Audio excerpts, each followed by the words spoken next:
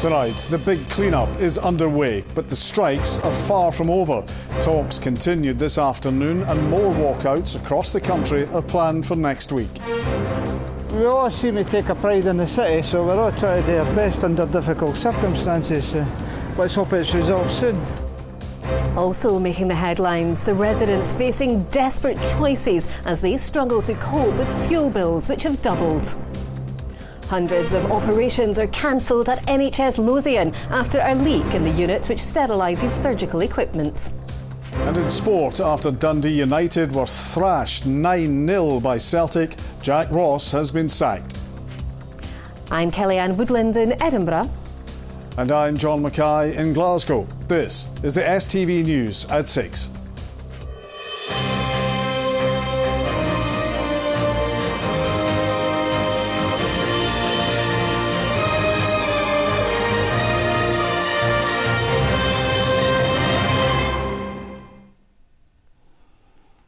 Good evening. A major clean-up operation is underway in Edinburgh after almost 2 weeks of strikes by waste teams.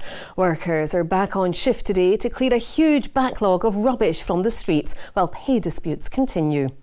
The industrial action in the capital was followed by walkouts elsewhere in Scotland, and another wave of strikes is planned for next week. Unions were back round the table with the Scottish Government and the Council's body COSLA this afternoon in the hope of settling a deal. Kay Nicholson has more. This is the aftermath of a 12-day bin strike during Edinburgh's world-famous festivals. As daylight broke on the Old Town this morning, the clear-up began. Some workers were happier than others to talk to us. How does it feel to be back at work?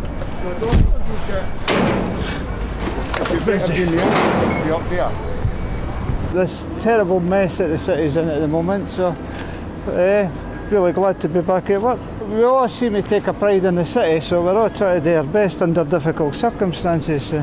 Let's hope it's resolved soon. And while the streets might be cleaner for now, more strike action is still planned for a week today as this dispute continues to roll on. More strikes next week though? Yeah. Aye. As I say, there's got to be a settlement somewhere along the line. The City Council says it's done its bit to support workers. It's calling for more action from the Scottish Government and COSLA. You've seen the mess in the city and the disruption that it's caused. It proves to me the work that the staff do in Edinburgh is absolutely valuable, and I hope that the work they're doing in the next few days to get us back to where we were pre-strike will show that the hard working efforts of staff make. All they're asking for is a fair pay award for a fair day's work at a time when inflation's reaching 10% plus, so I absolutely understand the pressure they're under. Waste workers in some parts of the country remain on strike until later this week, and up to 20 councils are due to be affected by further action in waste and education next week. The walkout will force hundreds of schools to close. For now though, cleansing workers in the capital have a lot to do to clear the backlog of rubbish. Kay Nicholson, STV News, Edinburgh. Well, as you heard in Kay's report there, more strikes are on the cards and talks with unions are continuing. Well, our political editor Colin Mackay joins us now. Colin, what's the latest on the council workers' strikes? Well, the Deputy First Minister met COSLA and the unions last Wednesday, and they've had talks every day since then. And there has been a little bit of movement so far, but it just doesn't feel like we're on the verge of any kind of deal. The Scottish Government's putting in an extra £100 million that they say should help take the lowest paid workers, with it giving a pay rise of about £2,000. Unison Unite want more. The GMB union want more focus on a flat rate deal to give the lowest paid workers even more. The Deputy First Minister says, though, that there's no more Scottish Government money. That is the limit of the public finances on a recurring basis. We found one-off money to ensure that pay levels can be lifted to deal with the cost of living crisis and the high inflation that we're facing just now. And that's the right thing to do. That would deliver a 10% increase, £2,000 to low-paid staff within local authority employment within Scotland. That's a significant assistance in meeting the challenging times that people face. Yet within the structure of what's being proposed, higher paid staff would get a lot more than £2,000. I think there's an argument for the higher increases to be capped and for that money to be distributed to those on lower incomes. Now, John Swinney is meeting COSLA leaders right now. They've said that this 5% offer is as good as it gets, but it's not good enough for the trade unions. And that's why, as Kay says, we're looking at more strikes in schools next week, and possibly after that, the action escalating further to take in care homes. So is there likely to be any movement from COSLA? Doesn't look like it yet. Clearly we were looking for a resolution, but what I would reinforce is the pay offer that we've put forward is a good pay offer, and we do stand by that, and we would hope that the unions do take that to all their members to put that to the membership. But the unions have already decided. They effectively answer her question there. They're not putting it to their members yet. And Colin, what about other strikes? Well, tomorrow we'll see the biggest day of action ever in Scotland for the CWU, the Communication Workers Union. 11,000 posties going on strike for the second day. Other postal workers will be on strike as well. 6,000 BT workers also on strike. That's engineers and others within that company. That's probably, as I say, the biggest CWU strike day, but it's all over pay as well. Still to ballot their members, well, we've got teachers, we've got nurses and other health workers. There's a lot more strikes still to come. All right, Colin, unsettling times. Thanks very much for that. A cancer patient says he's eating mouldy and out-of-date food after being landed with a £4,000 energy bill. Ali Mohammed Sadeh's heating and hot water is supplied by the energy firm SSE's Wynford heating plant in Glasgow. The facility was designed to ease fuel poverty in the Maryhill area, but campaigners say 100% of the people living there now are in fuel poverty. SSE doubled their bills in April, and residents say it's crippling them. Vanessa Taff reports. I eat this one expired. You see there's something, this is make a digits for cancer digits. I'm eating because don't have money to go buy a new one. Facing cancer treatment alongside his huge energy bills. Ali's undergoing chemotherapy and can't work as a chef anymore. This is my life. Instead of the meals he used to cook, he's now eating mouldy and out-of-date food just to get by. Buy a reduced price. Why? This is not good for health. This is expired date. Because the cheap people go to buy and use it. Residents on the estate are locked into a contract with SSE for hot water and heating. It's a byproduct of the district heating facility and was designed to keep costs low. But in April, the company increased bills by 50%. Those on the estate maintain it's made their situations worse. This scheme was designed to end fuel poverty. It has created 100% fuel poverty. SSE executives have never been in a situation where a tenner could change their life. And that's maybe one of the downsides of allowing in one of the big six to run what is essentially public infrastructure in an area of low-income housing. People here are colder than they were before they put the scheme in. 68-year-old Angie's preparing to cut back. Almost all of her pension is going towards covering her increasing bills. You're going to be in a cold house. I suffer from osteoarthritis, so that's going to affect that. Kind of started not putting heating on so much last year, so it was just wrap up more, put more stuff on, get gloves out. We can't just say we want to change to a different provider. We're stuck with it now. I don't mind being stuck with it if you're getting a fair deal, but it's always the poorest of people who are going to be suffering. He calls himself Big Al, Mr. Phillips Davis. Outside SSE HQ today, residents protested the company. They've frozen bills until May 2023 and say they're available to offer extra support. But for the people of Wynford, they're facing a cold and expensive winter ahead. Vanessa Taff, STV News, Glasgow.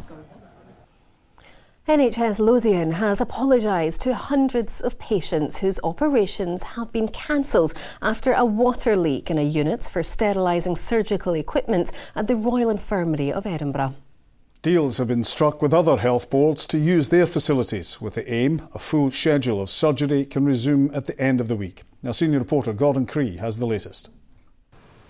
The hospital's sterilisation and decontamination unit plays a vital role in surgery being safe by ensuring medical instruments are clean and ready for use. But this one will be out of action for several weeks after water was found on the floor of what's called the clean room. Around 300 operations across the Lothians have been postponed as a result. Some of those were very urgent procedures indeed, because you will understand we have to have clean trays with sterile instruments, and sometimes we only have a small number of instruments, so we have to make sure we have enough to deal with any unexpected circumstances. I'm very sorry to patients who've had their operations deferred or put off, but we will start booking those patients back in, beginning with the most urgent, as soon as we can. That's because an agreement has been reached with NHS Greater Glasgow and Clyde for the use of its Cowlairs unit, while other facilities in Lanarkshire and England will also be called on. We're told the process of getting sterilisation services back up and running in-house here will take several weeks. The floor where the leak is needs to be lifted, relaid and resealed before it can be recertified, allowing the facility to be used again. The Health Board says anyone affected has been contacted. If you've got surgery scheduled and you haven't heard anything, you should work on the basis it's going ahead as planned. Gordon Cree, STV News, Edinburgh. On to other stories across Scotland now, and crime in Scotland fell by 5% last year, driven by a drop in COVID-related offences. However, sexual crimes rose by 7% and non-sexual violent crimes were up by 9%. The Justice Secretary said more reporting of sexual offences, more online offending and new legislation were partly behind the increase. Citizens are being asked to give their views on new draft guidelines for judges sentencing those who kill people by their driving.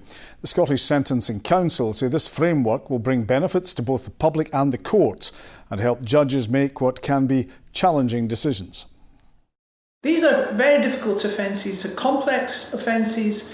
They're very difficult because the harm is always serious and that death is caused, but the blameworthiness of the actions can vary hugely. And Scotland's population could drop by 16% in the next 50 years. A report by the Scottish Fiscal Commission suggests it may go down by 900,000 people by 2072.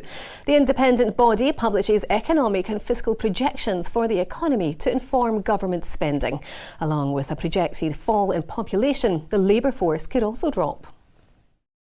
What we're seeing and what most of the evidence suggests, if you make decisions now and you have a conversation about the prioritisation and investments that you need to make in the long term, that just means that that transition to the future that we know is coming is going to be that much smoother. And the sooner we can have these conversations, then the more likely you'll be able to make the right choices in the long run.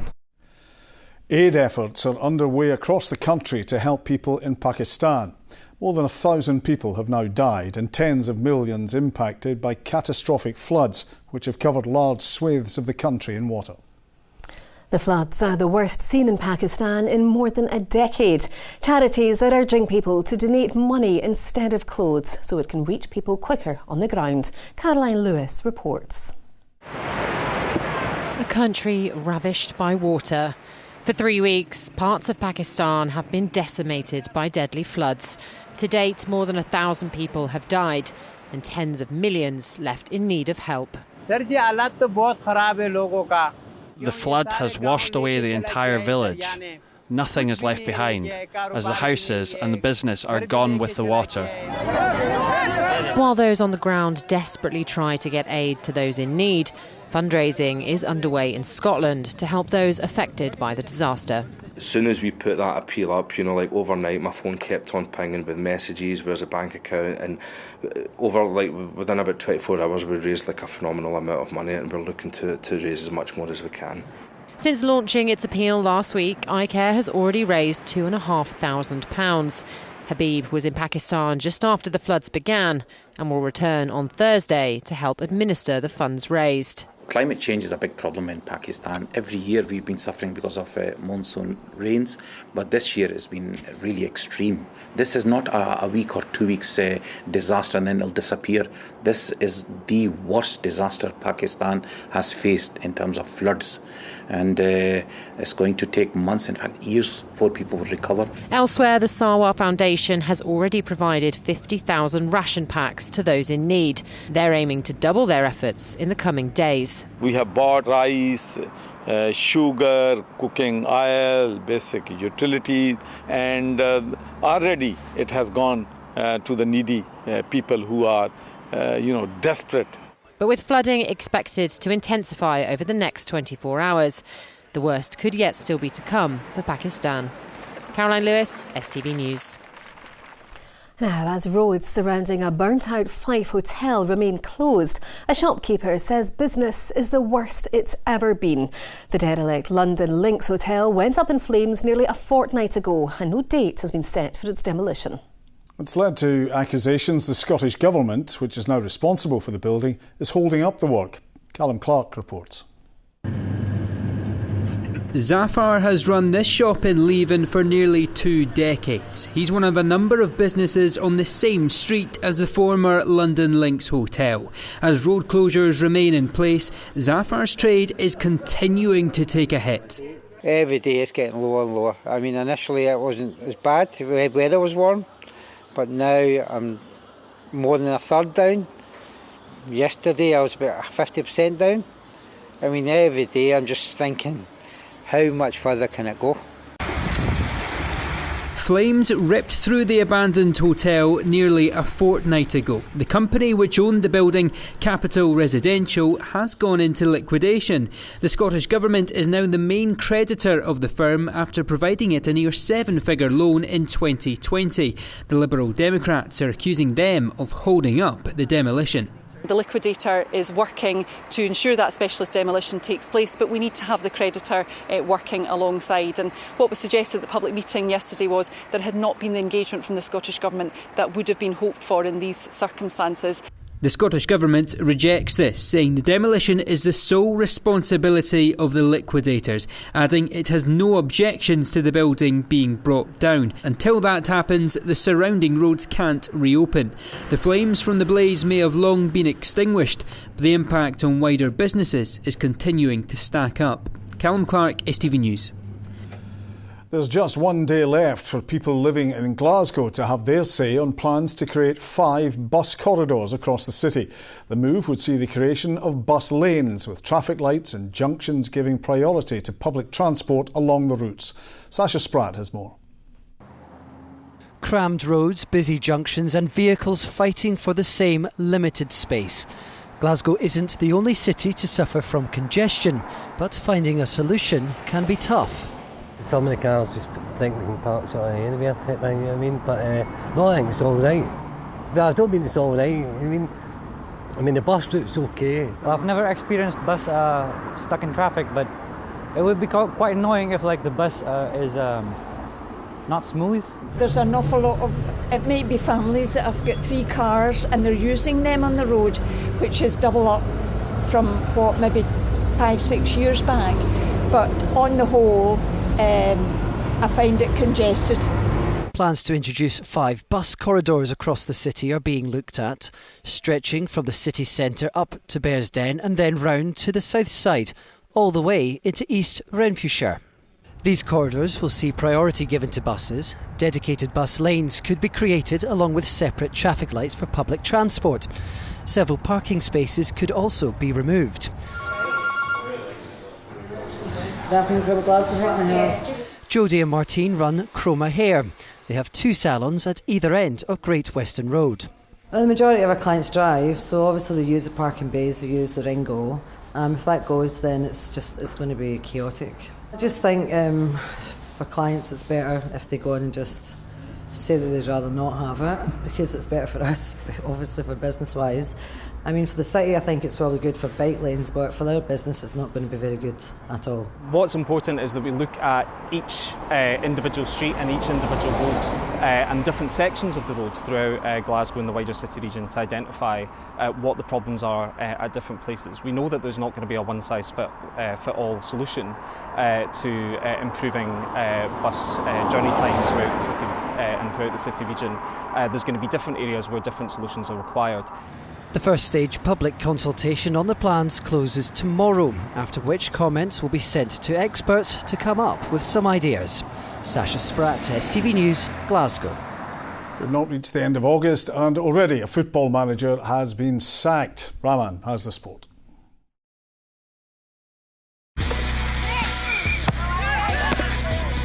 Get your fill of the action. STV Sport, sponsored by Papa John's Pizza.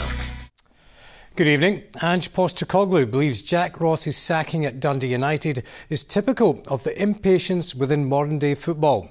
Ross's reign lasted just 10 weeks and ended after Celtic's 9-0 thrashing at the weekend. Chris Harvey is at Tannadice. Good evening from Tannadice, where Dundee United are looking for their fifth manager in just 3 years following the sacking of Jack Ross today.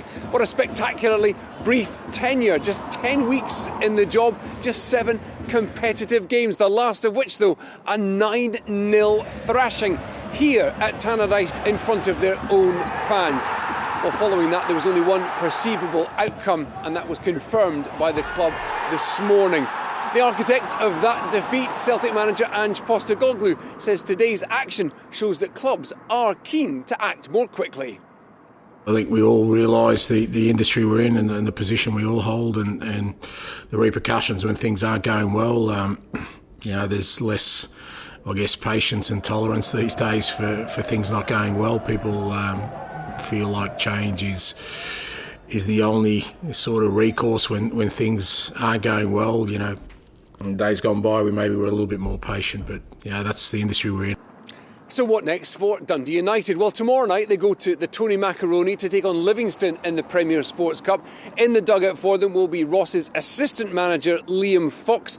I think he will be seen as a contender for the job, but crucially, they need to get back to winning ways. I think the fans, even in defeat, will just be looking for some sort of reaction from the players. Giovanni Van Bronckhorst is set to give some fringe players an opportunity when Rangers take on Queen of the South in the League Cup tonight. The last 16 tie takes place at Ibrox. Elsewhere, Partick Thistle host Arbroath, Falkirk travel to Dundee and Aberdeen are away to Annan Athletic. Jamaica winger Rolando Aarons has rejoined Motherwell on a season-long loan deal from Huddersfield Town. Meanwhile, after their 2-1 defeat to Kilmarnock at the weekend, defender Sondre Solholm is hoping the Steelmen can get back to winning ways when they face Inverness in the League Cup tomorrow night. It's a good way to, show the fans that we're here to compete this year. This season is up for grabs, I think. So just a couple of games in the Cup till we get to Hampton, isn't it? So we have to just grab it by both hands and take the opportunity. And that, folks, is all your sport tonight.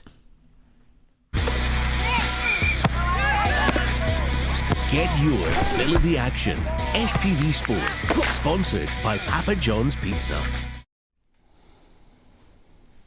Now Philip has the weather forecast.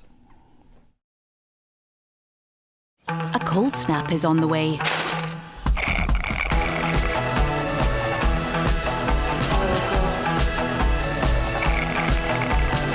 TUI Blue Hotels sponsor STV Weather.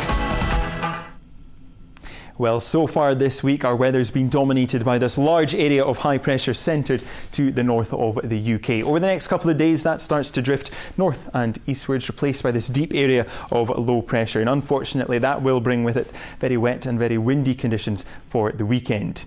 Back to you just now, though, and as we head through this evening and overnight, a lot of today's cloud is starting to break up, replaced by some mist and fog patches in rural spots and around the coasts. For most of us, though, it will be a dry night with plenty of clear skies, so that will allow a small chance of a touch of air frost, particularly in rural spots where temperatures will get down to around 5 or 6 degrees Celsius. For most towns and cities, though, sitting at around 11 or 12. Now, looking ahead to tomorrow, any mist and fog patches that have formed overnight will burn off off quite quickly through the course of the morning once the sun comes up, and then it's a decent and pleasant afternoon to come. Lots of sunshine on offer, less cloud than what we've seen today, less chance of any showers, and in the best of the brightness, temperatures reaching highs of around 18 or 19 degrees Celsius, where we do have a bit of cloud though, reaching highs of around 15 or 16. Looking ahead to Thursday, still a bit of cloud mostly across the north of the country. Elsewhere though, decent amounts of sunshine and highs of 20. Overnight Thursday into Friday, we start to see a front moving in from the north and west, and that will bring with it the change to unsettled conditions ahead of the weekend. Bye-bye. TUI Blue Hotels, sponsor STV Weather.